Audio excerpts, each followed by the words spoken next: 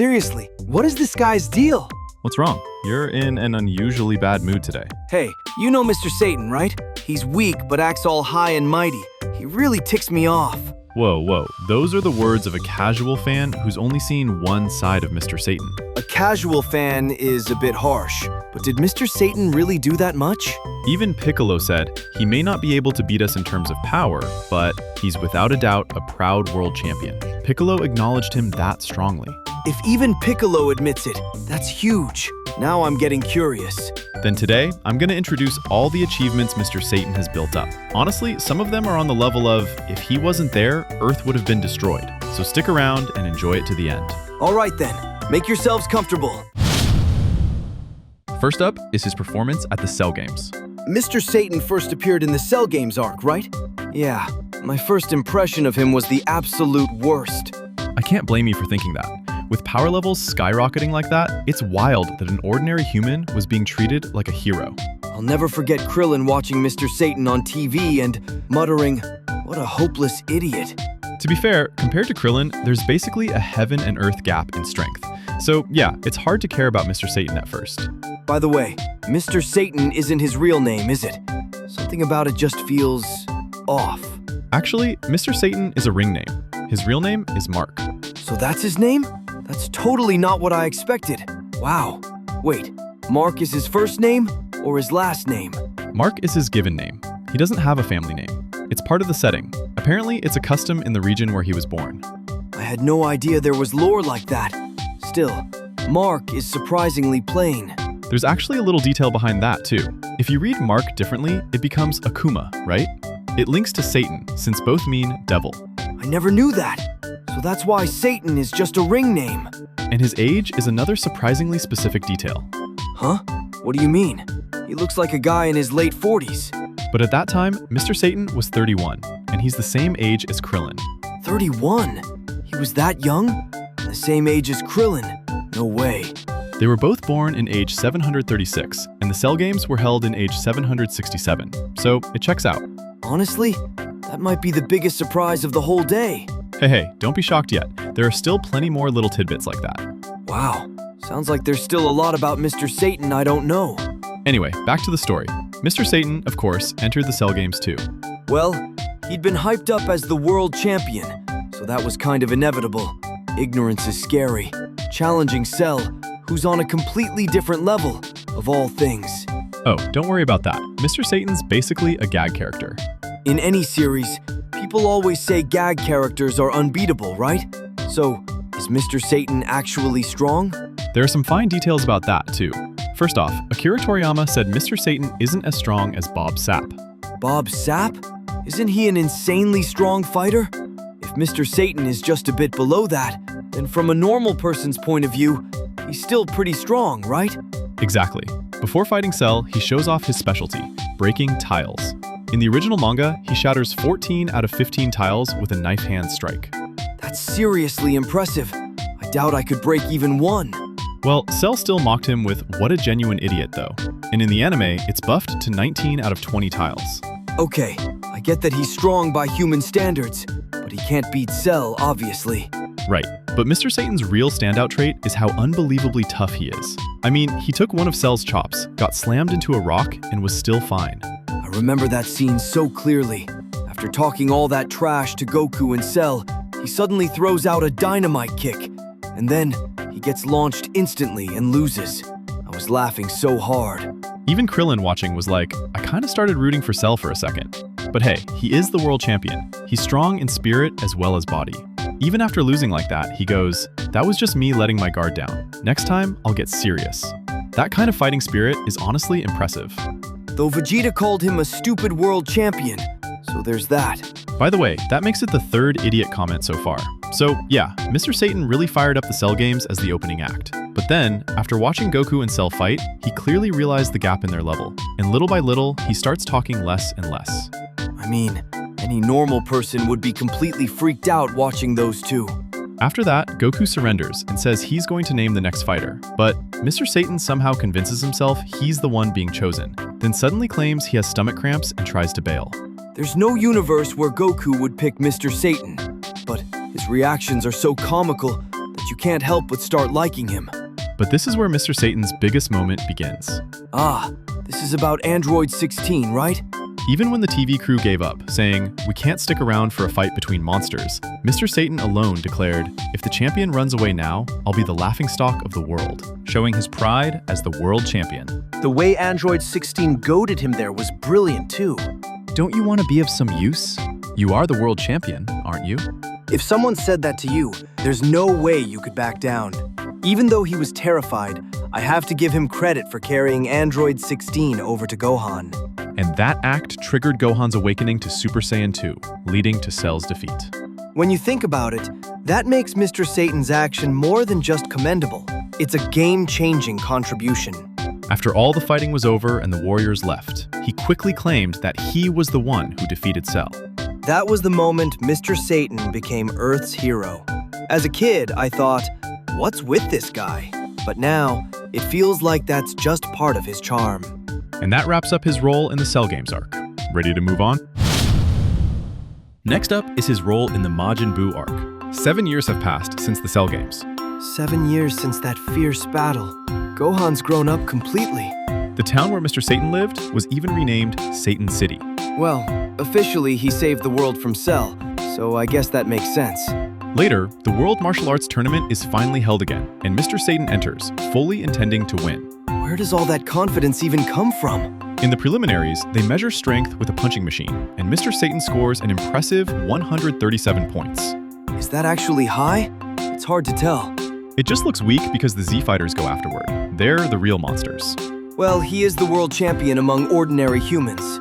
He keeps playing to the crowd and showing off in front of the audience. But once he sees Goten and Trunks fighting in the junior division, he starts getting nervous. Those two were way beyond kids' level. And when he sees Goten turn Super Saiyan, he panics and mutters, "That's his kid." After how terrified he was during Goku's fight at the Cell Games, that's understandable. Trunks ends up winning that match, and unbelievably, Mr. Satan has to fight Trunks next. What? Wouldn't Mr. Satan lose? Or worse, get killed? Even Trunks says Mr. Satan doesn't look like much after watching him move. The gap in ability is obvious. This has to be the biggest crisis of Mr. Satan's life. How does he get out of it? Incredibly, Mr. Satan chooses to deliberately lose by letting Trunks punch him out of the ring. Clever. This way he can show the composure of a champion, and also prove he's mature enough not to go all out against a child. Exactly. Mr. Satan gets blasted out of the ring by Trunks' incredible punch and loses, but the crowd cheers, shouting, "That's our Mr. Satan," as the match ends. That crafty streak really is classic Mr. Satan. Still, being smashed into a wall by Trunks and walking away unharmed, his toughness is on another level. I mean, he survived getting slammed into bedrock by Cell, too. He's basically the embodiment of the rule. Gag characters never die. When it comes to durability, he's almost on par with the Z-Fighters. Later, he's shaken when Videl gets brutally beaten by Spopovich. But once Goku and the others head off to confront Babidi, he seems relieved. If he'd ended up facing one of the Z-Fighters, he'd have been exposed instantly. But then another nightmare hits Mr. Satan. It happens during the finals of the adult division. Wait, I thought most of the Z-Fighters had already left. Who's still there? Android 18 stayed behind, and Mr. Satan ends up facing her in the finals. Android 18? There's no way he can win that. She even broke Super Vegeta's arm and beat him down. Mr. Satan wouldn't stand a chance. That's the logical conclusion, but Android 18 proposes a deal. A deal? What kind of deal? She tells Mr. Satan she'll let him win if he pays her 20 million zenny. 20 million zenny? That's outrageous. Android 18 drives a hard bargain. Terrified of her strength, Mr. Satan tearfully agrees. His lines like, "Please don't hurt me," and "I'll do anything," are weirdly pitiful. In the end, he wins by knocking Android 18 out of the ring. It's obviously staged, but at least he keeps his title, and Android 18 makes sure to warn him she'll kill him if he doesn't pay up. After all that, the tournament concludes with Mr. Satan as champion once again. Somehow, he manages to preserve his dignity.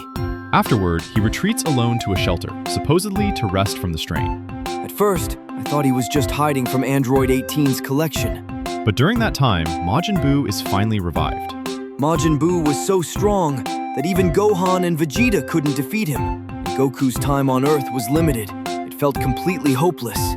In fact, Buu starts slaughtering humans for fun. With no one able to stop him, the people of Earth fall into despair. This is when a hero should step in, right? That's exactly right. The people of Earth hadn't forgotten about their savior, Mr. Satan. As the final trump card to stop Boo, Mr. Satan heads out to confront him. Honestly, I can't imagine Mr. Satan actually stopping Boo. In terms of raw combat power, that would be impossible, but Mr. Satan tries every trick in the book to distract Boo and land a sneak attack. First, he offers him poisoned chocolate as a gift. Then, he detonates a bomb disguised as a handheld game system, landing a direct hit. I remember laughing so hard at that exchange. It really highlights Mr. Satan's role as a full-blown gag character. Of course, none of those surprise attacks have any effect on Boo. If anything, Boo seems to enjoy it. In fact, Boo ends up liking Mr. Satan and even makes him his attendant. That's such a contrast to how he'd been treating humans like toys and killing them. Yeah, that's one of Mr. Satan's greatest charms. He really does act like a proper servant, though it's so Mr. Satan that he's secretly still looking for a chance to take Boo out. But then, their relationship begins to change. Oh? What triggers it? When Boo finds an injured dog. I know that dog. That's B, right? Wow, you know your stuff. Boo becomes interested because B doesn't run away from him. But isn't that just because B was too weak to move? At first, yes, but even after Boo heals him, B doesn't run. He grows attached to Boo for saving him.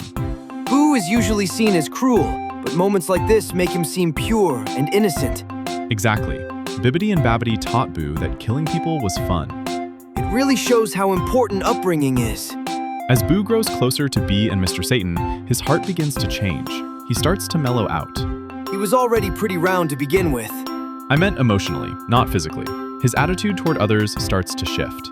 For example, he dotes on B endlessly. And when he asks Mr. Satan, "Do you like me?" and Mr. Satan answers yes, Boo beams with happiness. He must have really enjoyed their companionship. And during all this, Mr. Satan begins to change as well. Even though he'd been waiting for a chance to defeat Boo, he starts saying things like, "Maybe I'll wait a little longer," and gives up on blowing him up with a bomb. After seeing Boo's innocent side, maybe he couldn't help growing attached. He does have a daughter. Maybe his parental instincts and kindness kicked in. Mr. Satan really is such a human character. I'm starting to feel close to him. Well, Akira Toriyama has said he really loves Mr. Satan as a character. Officially, Mr. Satan is one of Toriyama's favorites, and he's even called him his personal favorite character. A very human, over-the-top gag character. That's exactly the type Toriyama seems to love. And now we're getting to Mr. Satan's greatest moment. Oh? Is this where he finally shows his true strength? After growing close to Boo, Mr. Satan boldly says, "Let's stop killing people and destroying things," and makes that proposal to Boo directly. What? Wouldn't that just make Boo angry and turn him to ashes? Surprisingly, Boo accepts the proposal without hesitation. Mr. Satan is so stunned that he even double-checks, asking, "You really won't kill anyone anymore?" That's incredible. Mr. Satan really is Earth's hero. But at that very moment, tragedy strikes. A pair of criminals suddenly appear and shoot B, leaving him near death. No! How could they do that? Honestly, that scene is one of the most infuriating moments in all of Dragon Ball. I don't think I've ever hated Earthlings more than at that point. Seeing this, Boo becomes so enraged that steam erupts from his head. Uh-oh, this feels really bad. But this is where Mr. Satan steps up. Furious over B being shot, Mr. Satan brutally beats the criminals down with overwhelming force. Mr. Satan, he looks so cool right now. The criminals even have guns, but he takes them on without hesitation. It really shows he's far above an ordinary human. We've been so used to watching the Z Fighters that we forgot, but in that moment, he truly feels like the world champion. My respect for Mr. Satan just skyrocketed. After confirming that B is still alive, Mr. Satan begs Boo to heal him. And once B is healed, Boo and Mr. Satan celebrate together, holding hands in relief. Wow, I'm getting emotional just thinking about it. Watching from the lookout, Dende even says, "Maybe we won't have to fight after all," and he looks genuinely hopeful. If fighting can be avoided, that's the best outcome. But Piccolo, ever cautious, doesn't let his guard down. In fact, this moment leads to one of Piccolo's most famous lines. But just as Mr. Satan and Boo are soaking in that emotional moment, the criminals drag them back into despair. Wait, they were still alive? Mr. Satan only beat them up. He didn't finish them off. And that comes back to haunt him when one of them shoots him. I'm so angry I can barely stand it. Even Boo completely loses control at that point. But with what little reason he has left, he heals Mr. Satan and tells him, "Run," before sending him away. What's about to happen?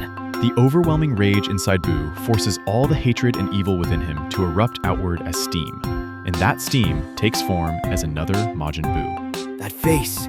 There's no way he's the good one. The new Majin Buu instantly kills the criminals, then turns the original Buu into chocolate and eats him. No, just when Boo had stopped doing evil. And that's how the pure evil Majin Buu is born. It's tragic. Mr. Satan had almost made it so they didn't have to fight. After eliminating the remaining criminal, the pure evil Buu turns his attention to Mr. Satan. No, Mr. Satan, don't die! But perhaps because some memory of Mr. Satan remains within him, Boo suddenly stops and flies away instead. It really shows that to Boo, Mr. Satan was someone special.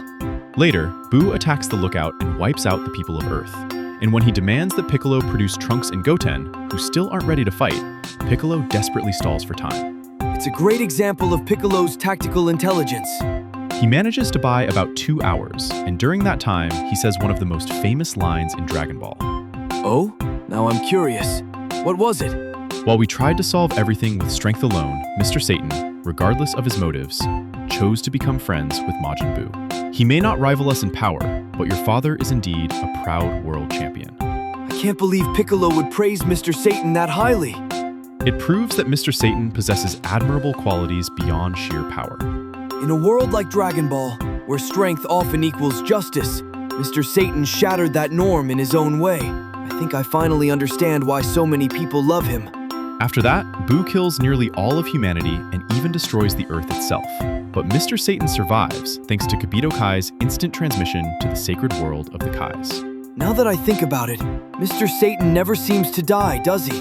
Come to think of it, I don't think he ever actually dies in the original series. That's right, he never dies. It just shows how much Toriyama cared about him. We covered that topic in a previous video, so check it out if you're interested. It really highlights just how incredible Mr. Satan's luck is. Anyway, back to the story. On the sacred world of the Kais, Goku and Boo begin their final battle. And once again, Mr. Satan plays a huge role. At this point, I'm starting to think he should count as one of the Z fighters.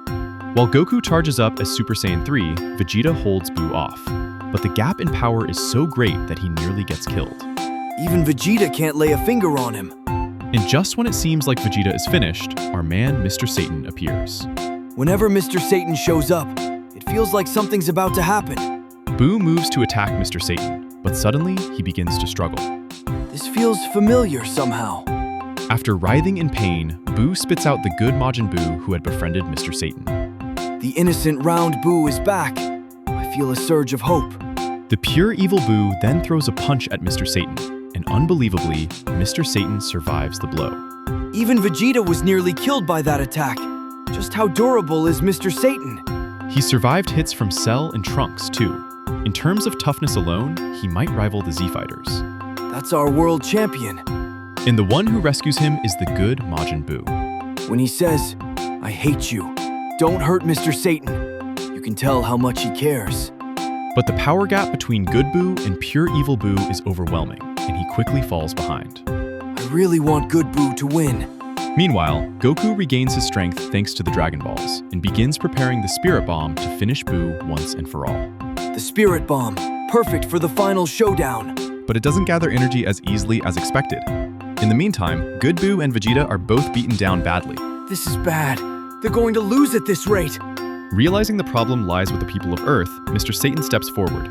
He calls out to all Earthlings, urging them to lend their energy immediately.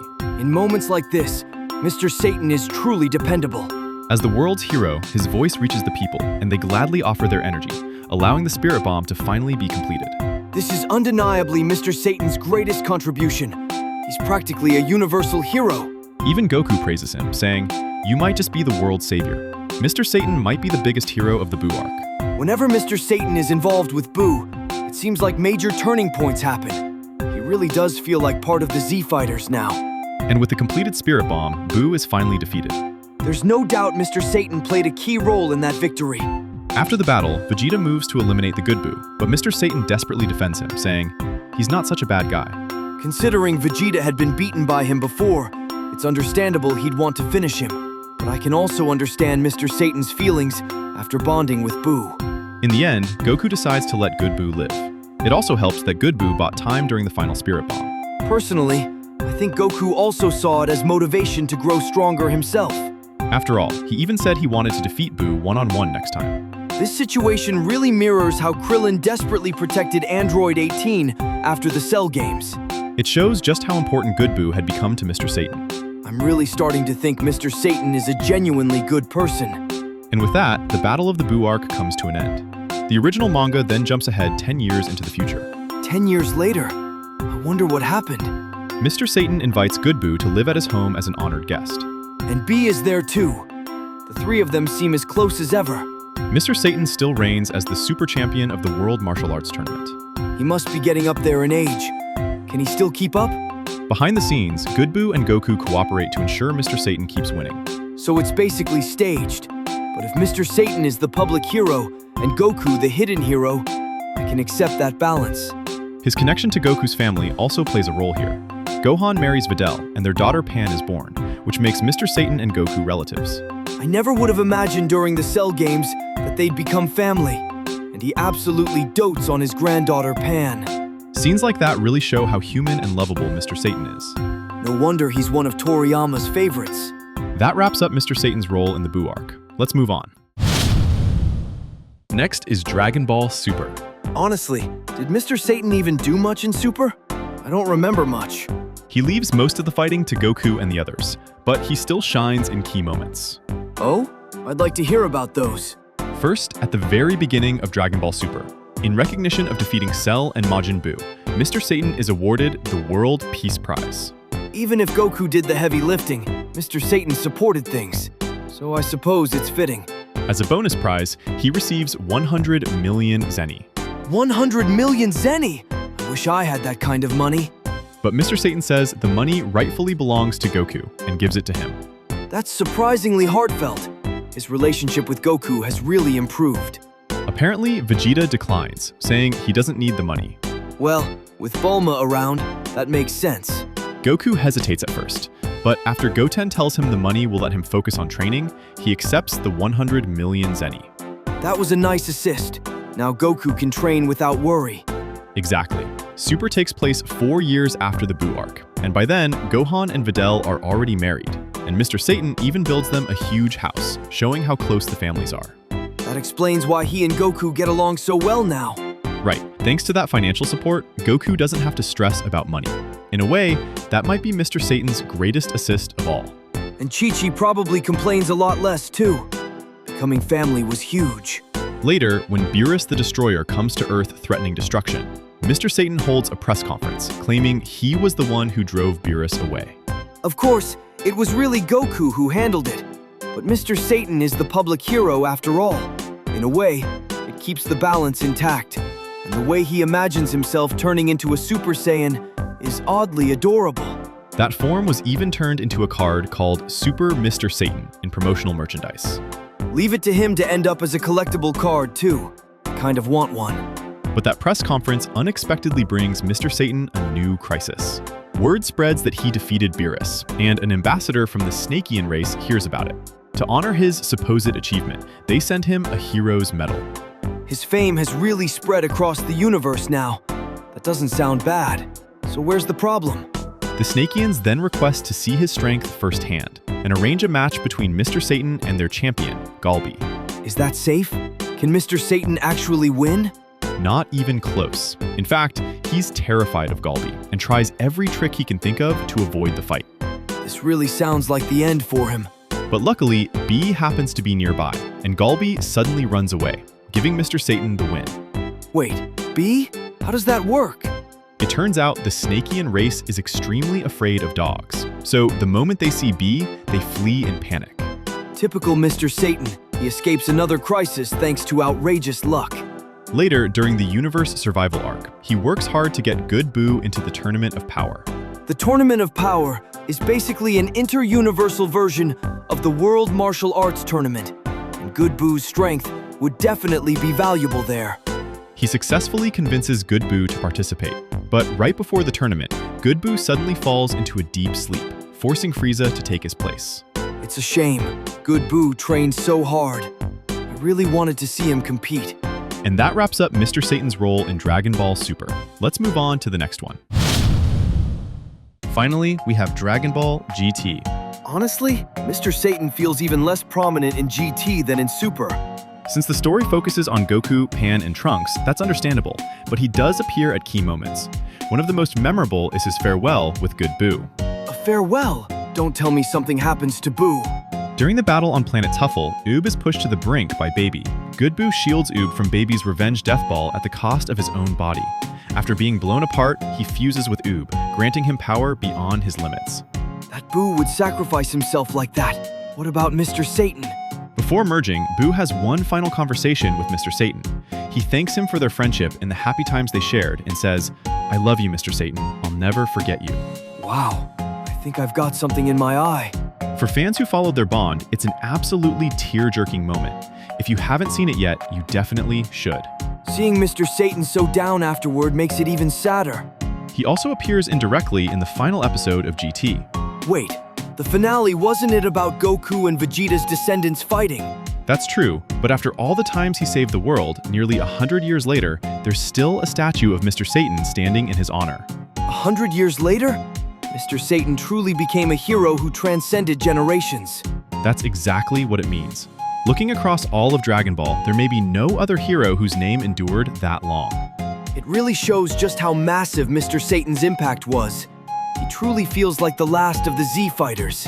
Today, we took a look at the many achievements of Mr. Satan. When he first appeared, he just seemed like an obnoxious blowhard. But in reality, he's a brave warrior with hidden kindness who steps up when it matters most. Many people even compare Mr. Satan to a classic trickster figure. In the later arcs, there were many enemies who couldn't be defeated by strength alone, so a character with unexpected influence like Mr. Satan was absolutely necessary. I've completely become a fan of Mr. Satan. I think I'll go back and reread the Cell Games arc. What did you all think about today's discussion? If there are any other great Mr. Satan moments we didn't mention, let us know in the comments. We'd also love to hear about scenes from games, spin-offs, or movies. Thank you so much for watching until the end. If you enjoyed the video, please like and subscribe to the channel. We'll see you in the next video. Thanks again for watching.